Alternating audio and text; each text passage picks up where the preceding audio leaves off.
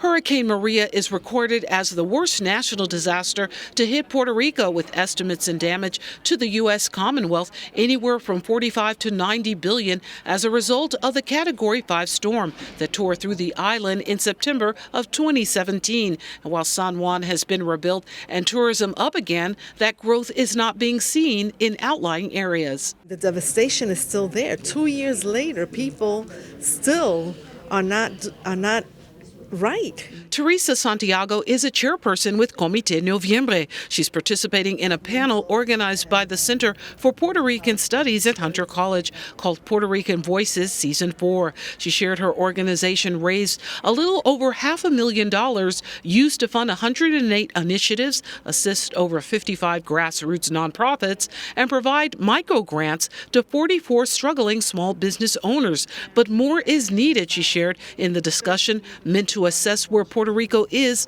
following the hurricane. They're still living with no roofs, with no windows, with their home totally destroyed.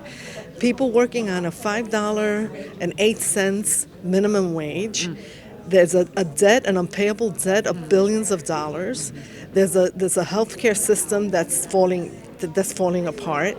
So all of this is just like a perfect storm. From questions about the progress on the island to the status of those who fled and came to live here in New York City, Victor Martinez, co-founder of Diaspora Puerto Rico, wants the public aware. There's many of them that are still in city shelters and have not been able to find housing. That temporary state, now 2 years after Maria, is cause for concern as they now shift their aim to include assisting those dealing with isolation. We text with them, call them, and see how they are. With only 13 out of the $42 billion in aid promised by the U.S. applied, many are coming to terms with the fact that it may never arrive, and now how to cope moving forward. I think it's really a matter at this point of looking at what we've learned, how we can really build Puerto Rico as a more sustainable island, and continue to move forward.